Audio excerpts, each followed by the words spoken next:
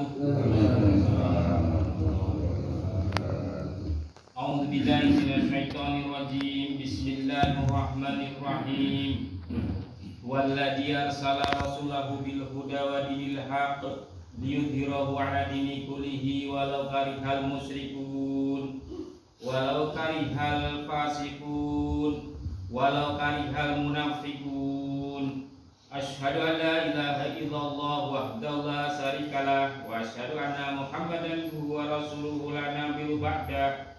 Raditu billahi robba wa bil islami dina wa bi Muhammadin nabiyya wa rasula wa Abi Isa al-Mughirah bin Syu'bah radhiyallahu anhu ana nabiyya sallallahu alaihi wasallam inna Allah ta'ala harama alaikum uquqal ummahati wa man'an wahabi wa wa'taqul banati wa karihalakum qila wa qala wa kasratan su'aila wa idha'atal mali muttafaqun alaihi.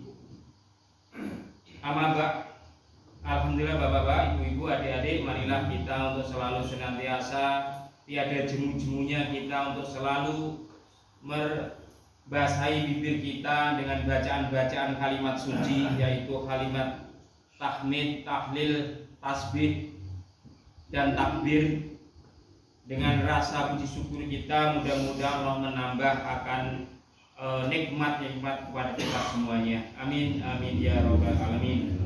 Dan tidak terlupakan sholawat serta salam semoga selalu tercurah pada diri kita Nabi Muhammad sallallahu alaihi wasallam beserta keluarga dan para sahabat-sahabatnya dan para pengikut-pengikut setianya yang menjunjung tinggi akan sunnah-sunnah Rasulullah SAW. Alhamdulillah Bapak, marilah kita lanjutkan pembacaan rutin kita Tarjamah Riyadhus Shalihin, yaitu Riyadhus adalah tempat atau rumahnya orang-orang, yaitu surganya orang-orang muslim. Masih pasal yaitu haram atau durhaka kepada kedua orang tua kita, ibu bapak kita, dan memutuskan tali kekeluargaan. Disebutkan dalam hadis tadi Abu Isa al-Mughirah bin Syu'bah radhiyallahu anhu dari Nabi SAW, Inna Allah Ta'ala, sesungguhnya Allah harama alaikum, telah mengharamkan kepada kamu sekalian. Ini Bapak, ini perlu dicamkan bahwa Allah telah mengharamkan, hukumnya haram. Apa yaitu uquqal ummahatikum, yaitu durhaka, uquqon ummahatikum, durhaka kepada ibu kita. Ini Bapak, kepada ibu kita harus hati-hati. Artinya karena apa? Sudah kurha walau kurha, yaitu beliau telah mengandung kita selama 9 bulan 10 hari. Itu pun kadang-kadang masih tambah. Begitu beratnya, tidur tidak enak, kemana-mana tidak enak. Belum lagi mau melahirkan, harus bersusah payah dengan berjuang sampai hukumnya orang yang melahirkan seperti jihad fisabilillah, seperti jihad fisabilillah. Lalu yang kedua, wamanaan dan meminta yang bukan haknya. Artinya yang pertama tadi adalah hukumnya haram orang yang durhaka kepada orang tua, yaitu kepada ibunya. Lalu yang kedua, meminta hak yang bukan haknya. Jadi ini kalau apa itu namanya, dia itu mengambil haknya orang lain, dalam arti bukan haknya tapi dia itu serakah. dia ini hukumnya adalah barang-barang yang diharamkan oleh Allah. Lalu yang ketiga adalah wawat kalbanati, membunuh anak-anak perempuan. Ya, bapak-bapak, ibu-ibu alumni sejarah, itu orang mempunyai anak perempuan itu malu. Dulu pernah kisah Umar itu pada waktu jahiliyah, orang-orang Quraisy, orang-orang Arab jahiliyah itu kalau punya anak perempuan itu malu, maka sampai dia itu dikubur hidup-hidup,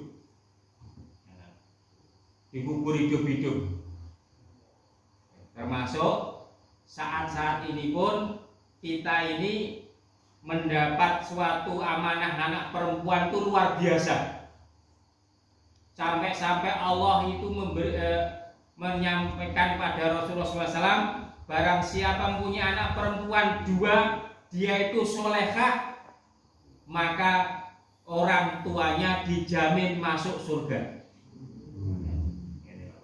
Bukan laki-laki, tapi perempuan.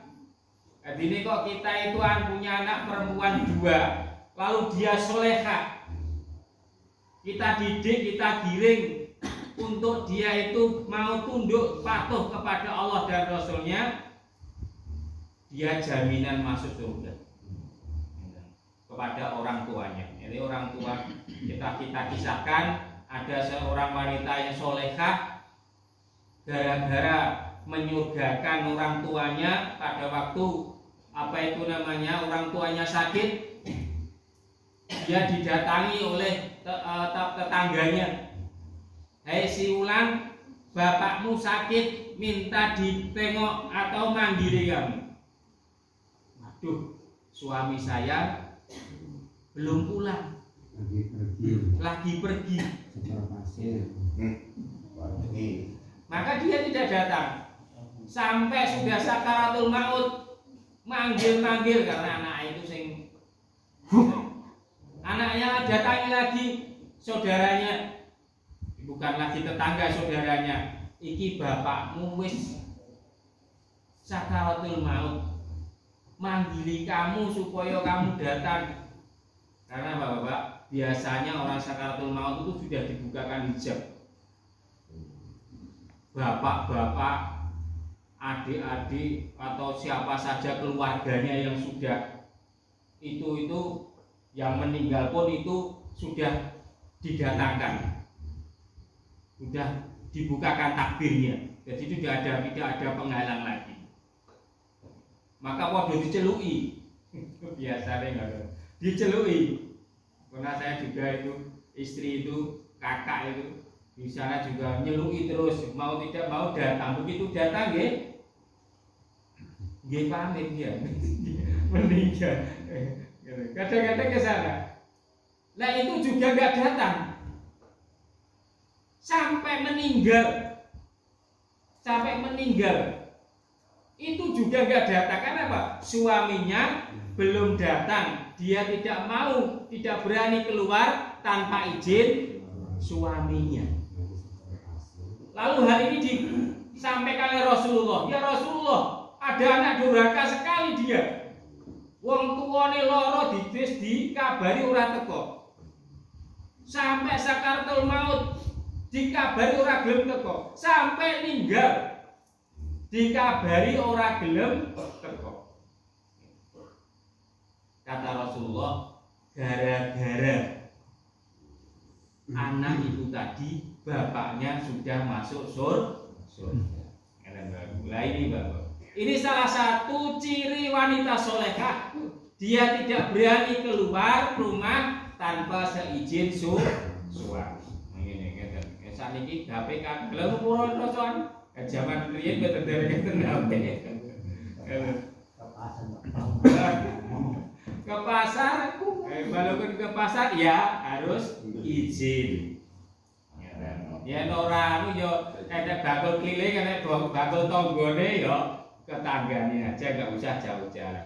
Nah inilah salah satu ciri-ciri yaitu solehah.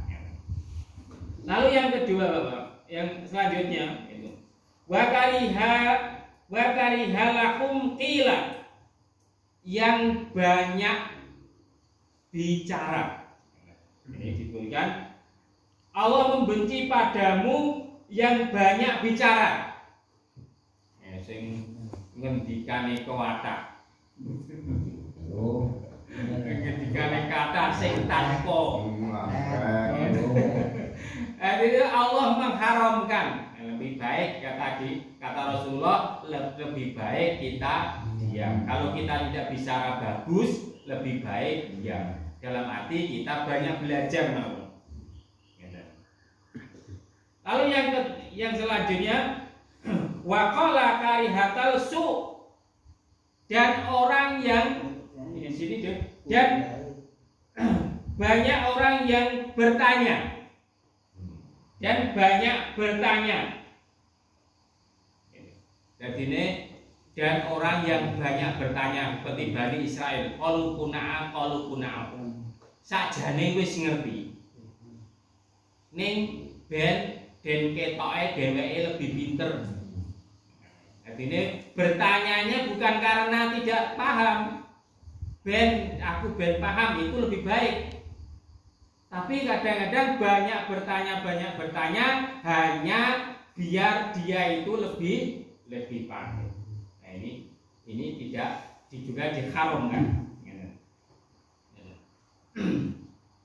Wa imamatal mal, dan orang-orang yang memboroskan hartanya atau menghambur-hamburkan kekayaannya, atau orang yang menyia-nyiakan hartanya.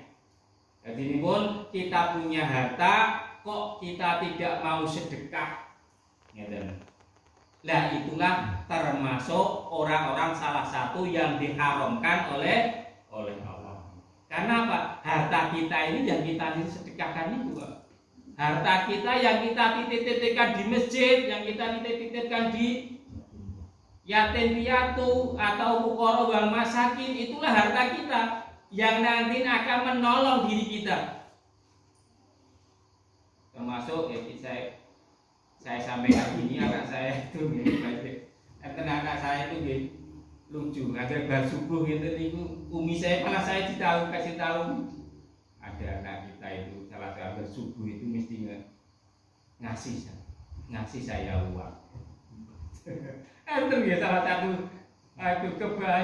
satu sifat-sifat, karena tahu ternyata ibadah sing sedekah yang paling abdul itu di waktu subuh.